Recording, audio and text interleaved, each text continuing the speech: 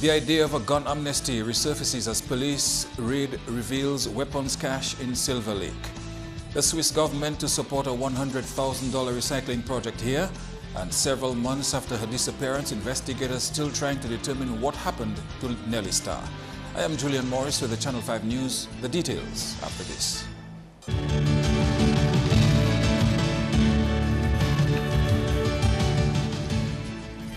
And first up in the news, the most significant firearm and ammunition seizure by police so far for 2016 came out of a raid at Silver Lake on Saturday. The Drug Squad, Task Force and Special Service Unit found drugs, guns and ammunition in the community's public convenience during their operation. These items were discovered in a locked room of the Silver Lake public convenience. One AK-47 rifle, one Uzi submachine gun, two 9mm pistols, 24 rounds of 40 caliber ammunition, 30 rounds of 9mm ammunition, one magazine for an AK-47 rifle, one magazine for an Uzi submachine gun, 3 magazines for 9mm pistol, 2.135 kilograms of cocaine with an estimated street value of $57,000, 2.043 kilograms of cannabis, value $4,500. Up to news time, Carbon said there was no one in police custody in connection with the discovery.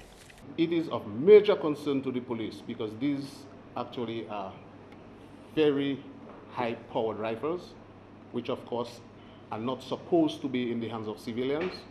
Meantime, a top cop is supporting the introduction of a firearm amnesty, which would allow holders of illegal guns to voluntarily deliver them to the police. Everything that can assist in recovering firearms from the streets is necessary. So that can be considered. So over the years, the circulation of illegal firearms in the country has been of major concern to the government and the Commonwealth of Dominica Police Force.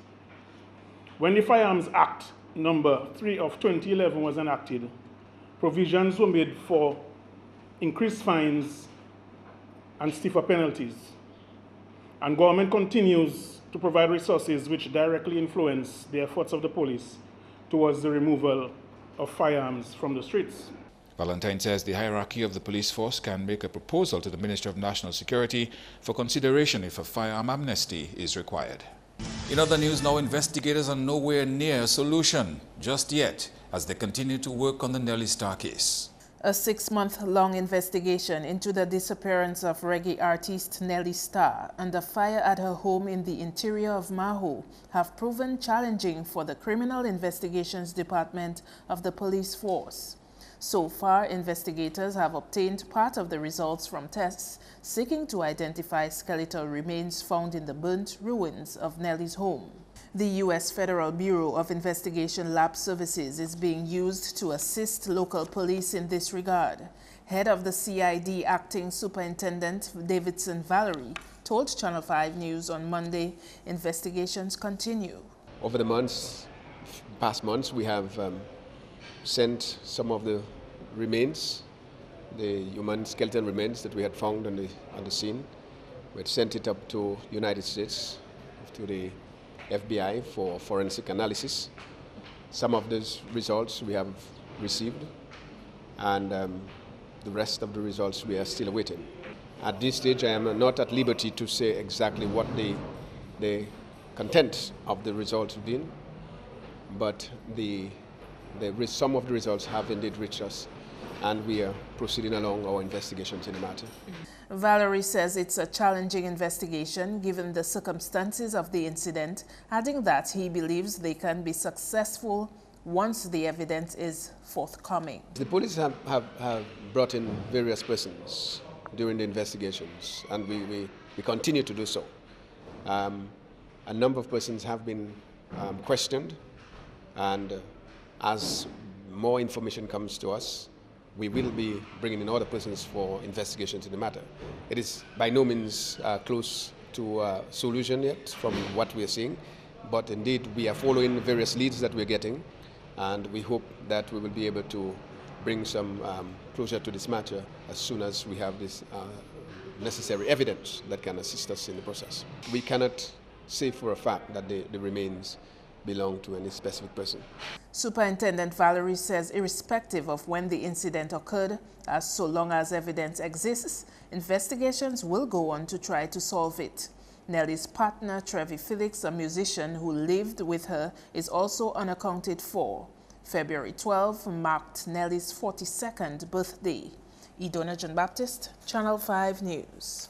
In other developments, Dominica is positioning itself to become the food basket of the Caribbean. That's according to Permanent Secretary in the Ministry of Agriculture, Harold Geest. Geest says this will help to address the issue of food and nutrition security in the region. For Dominica in particular, I was talking regional just now. For Dominica in particular, we have still set our goal to be the food basket of the Caribbean. We have come across a small hurdle in terms of Tropical Storm Erica, and then it has derailed to a significant extent our development plan. However, we are not deterred. We are moving forward, and then what we have to change gears. We have to change our modus operandi, so to speak. We have to become do more climate smart agriculture, because we now recognize that climate change can seriously impact very negatively on whatever plan that we had going forward. The future, the near future, the distant future looks very good. Geest is confident that the country's agriculture industry will grow back strong from the devastating blow it was dealt by Tropical Storm Erica. Tropical Storm Erica gave us an impetus to really think differently and to plan differently from our original mode of thinking. So we are very optimistic that we will be able to work together with the rest of the region, but Dominica has its own plan, national plan, which fits into the regional plan. And then we are hoping that also the region will learn from us some of the lessons that we have learned from Erica in terms of how we do things and mainstreaming climate change issues into agricultural development planning. And I believe at this time, it is very exciting, I think, to be in the agricultural sector. A two-day OECS Agriculture Focal Points meeting in Roseau to focus on the revitalization of Dominica's agriculture sector, which was severely compromised from the effects of Tropical Storm Erica, wrapped up here last week. And taxpayers who are owed income tax refunds have been given a commitment that their repayment will likely be quicker when they file online. The electronic filing system to enable taxpayers to register to file their taxes online was launched in 2013. Staff of the Inland Revenue Department have been conducting taxi filing clinics at companies to increase registration of those who will file online. March 31 is the deadline to file tax returns. They're going to reduce the cost of doing business for the government, because we will have less time to key in the information. Because when a paper return comes in, we have to put a document number, we have to handle it, bring it to somebody to assess it. The person has to key in the information manually, and they have to send it to a file. When you file online, all the information is digital, and it just uploads into our system. So because of that, we made a commitment to pay the e-filing returns, the refunds. We made a commitment to pay it a little bit quicker because of the less processing time. Filing your tax returns online also beats the hassle of going to the IRD's office to do so. One can also amend their information on the tax assessment form after having completed it initially. And if the state owes you a tax refund, you would know how much would be owed to you when you total your calculations. When you do the calculation, it will show you whether or not you have a payable upon filing or whether or not you have a refund. So it is clearly shown. And the thing with the form is that it's an error-proof form and it is self-calculating. So whereas before in the paper return, you would have to subtotal figures, calculate the figures. You don't have to calculate the figures with the online filing. So basically a normal person will have maybe 3 pieces of information to put in, and then once they calculate it, they would see whether they have a refund or payable. And then once we process it, it takes a day or two to process. and you will be able to see that refund figure in your account, and you will be able to see all the previous years as well. A sensitization program to reduce abuse among children continued at the Maho Primary School on Monday.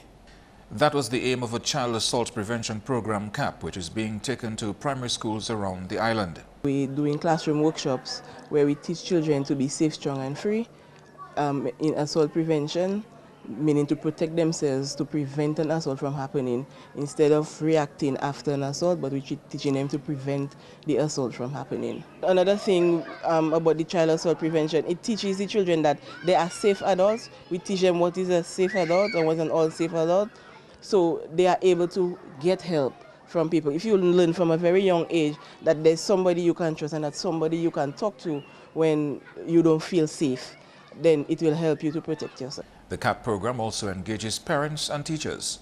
Before the classroom workshops, we ensure that we teach the teachers. We work with the teachers, give them a workshop as well, so they are aware as to what it is that we're going to do with children. And then we also do a parent workshop. The reason for that is to ensure that the parents are aware, the teachers are aware, so when we do the workshop with the students, that they can help them, they can empower them to say no, to be free, to be safe. A pilot project was conducted at the Roseau Primary and Goodwill Secondary School in 2015. The aim is to see CAP expand into the region.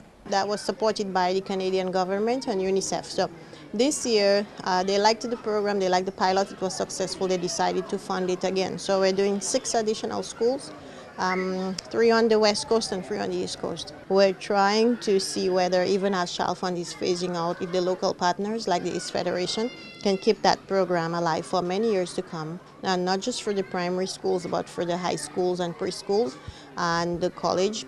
You're watching Channel 5 News. More news after this.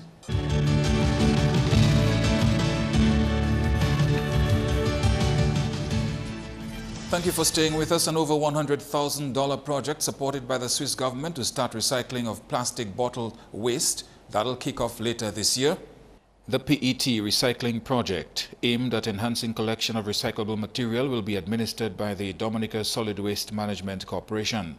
The head of the corporation received a check from the director of the Dominica Red Cross at a ceremony on Monday to launch the project. A project proposal was submitted to the consulate for the Dominica Red Cross, and today is the manifestation of that vision, which will realize the procurement of a flatbed truck that will be specifically retrofitted to receive plastics, cans and tin, and glass containers, glass bottles. This equipment will help us, as I said, separate the material coming to the landfill. So in order, why should we put the garbage in the landfill where we could recover that material? So that is why the vehicle is specifically retrofitted. So the material collected, it will not go to the tipping fees. We will have systems placed on the landfill that it will be further separated and prepared for exportation. The funds will be used to purchase equipment to shred plastic bottles and a flatbed truck. The total value of the amount collected from the Swiss Council was $57,000 US. The check here is for $126,500 to pay to Astafans for a duty-free truck. In addition, we had contributed 25,000 EC dollars, which was met by the Swiss Council in order to establish the PET shredder. And the Londonderry Tissue Culture Facility has been selected by the Banana Accompanying Measures BAM to be revitalized through the National Authorizing Office. National Authorizing Officer Colin Roberts told Channel 5 News in addition to support for banana and plantain farmers, BAM has also taken the initiative to provide support to farmers of other crops. Roberts says the Londonderry Tissue Culture Facility is a focal point of BAM. We have 2 tenders out actually. One to improve the access to the Londonderry facility. Post Erica, the access was damaged by the river, so there's no longer a road. So we've tendered out for the road and the retaining wall to protect the investment. Then we also have a supply contract for the supply of materials and equipment to operationalize that facility. Roberts says BAM will also be providing production support for livestock and crops post-Tropical Storm Erica. So we have a tender already out in terms of artificial insemination and embryo transfer program. This applies to support that program for the Ministry of Agriculture. Additionally, we have a tenders out for agro-processors. That's another target for us in terms of the agro-processors in Dominica. We have done technical audits of those agro-processors that are part of the Dominica Manufacturers Association, and we've also recruited a firm to provide training to those agro-processors. And finally, we're going to provide the Dominica Manufacturers Association with agro-processing equipment. The European Union has also begun consultation with the Inter-American Institute for Cooperation on Agriculture to provide support for youth in agriculture. Meanwhile, other farmers who will require assistance for certification will be supported. Providing building material and plumbing fixtures and stuff, so on farm they have the requisite support for certification, because we know that it's not only about providing the food or producing the food, but doing it in a safe and sanitary condition. So we have a program with the Dominica Bureau of Standards in terms of providing the support to key farmers, in terms of ensuring that their farmers meet certification standards. In some police news now, a new trial of 3 siblings from Soufrière, now charged with manslaughter, is underway. Manuela Williams and her 2 siblings, Loretta and Herbert Xavier, were all in court Monday when a 9-member jury was impaneled. The 3 accused were originally sentenced to 15 years in jail for the murder of their brother Harrison Williams in 2010. They subsequently appealed the decision. The Eastern Caribbean Supreme Court overturned their conviction, citing errors in the case. Court is adjourned to Wednesday, 24th February. The accused are represented by Don Yearwood and Wayne Norde. Director of Public Prosecutions Evelina Baptiste represents the state, with Justice Errol Thomas presiding. And a huge sigh of relief for passers-by on the Springfield Highway on Monday afternoon. It looks pretty bad, but there was no loss of life or injury in this accident. Channel 5 News understands the owner of the truck bailed out unhurt before the vehicle veered off the road, plunging to the bottom of this precipice. The police were on the scene but have so far not released a statement. That's news. Kenny Williams is next with your sports highlights.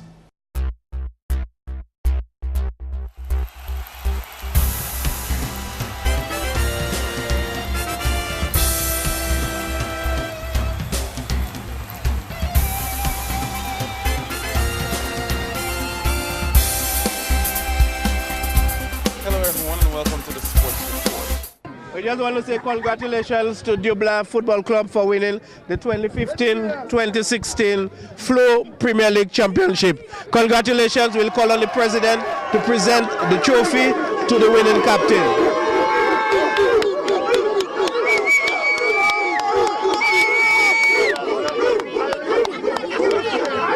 The sound of victory as the Dublin Football Club raised the trophy as winners of the 2016 DFA Flow Premier League.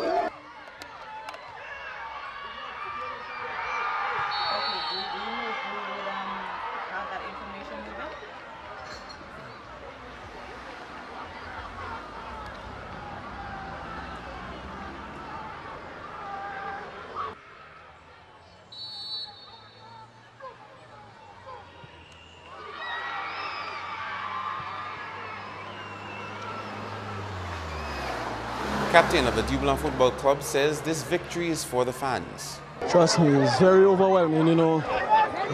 The fans waited long, a lot of years. Well, we know we had must win, you know, to keep in the race. You know, I mean, it was on top already, but Baffin dropping points made it a little bit easier for us, you know. So it was full confidence today. Trust me, this means a lot to us, you know. We're just going to keep as one, you know, keep the unity, the brotherhood, you know, and just keep this in for some years. From years gone by, you know, we was getting a lot of pressure from the fans. So from day one, the first game, we all say we are going to win this title, you know, and we work hard. Trust me, we put in a lot of work to get where we are now. In the future, well, once we hold this team, no team is not going to stop us. 2 other matches were played in the Premier Division over the weekend. Yeah.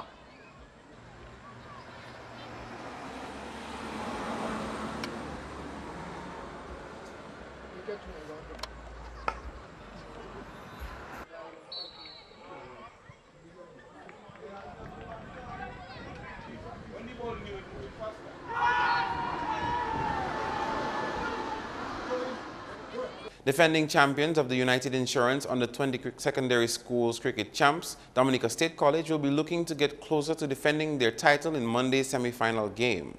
DSC came up against Isaiah Thomas Secondary at Botanic Gardens. State College opted to bat first posting 238 all-out. Josiah Hilton scored 90, Nashan Underwood 65, Gamil Ofa 41.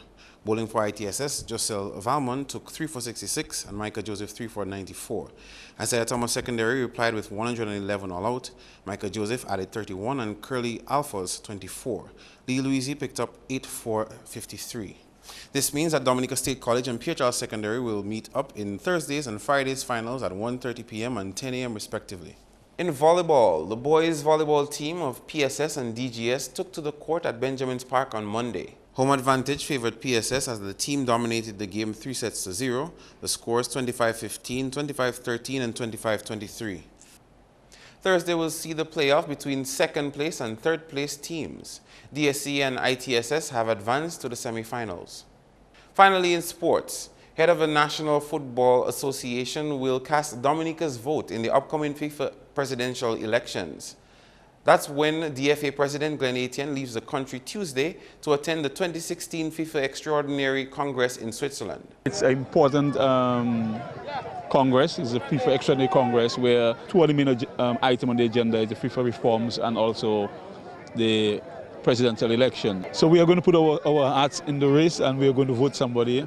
The DFA boss says Dominica's vote could swing one of two ways. I mean, what I can tell you is Dominica is going to make a very decisive vote, and when I mean decisive, in the sense that we want to support somebody, or we're going to support somebody that is going to be looking at our interests in Dominica. I can also tell you that Dominica, there's two important persons we are really looking closely in terms of supporting, and one of them, Jerome Champagne, which is used to be a past employee of FIFA and is now no longer working at FIFA. And the other person is the Sheikh from Bahrain. And these two guys, I must say, based on the discussion, are very realistic in terms of even what they promise to certain countries. All I can say at this point in time is we are hoping that maybe the person that we support will be victorious and somebody that can come to our country, to our shores, and discuss. Sepp Blatter is the outgoing FIFA president who was suspended for 8 years for alleged involvement in widespread corruption. Blatter had been FIFA's president for 17 years. That's all the sports for now. I'm Kenny Williams. Join us again next time.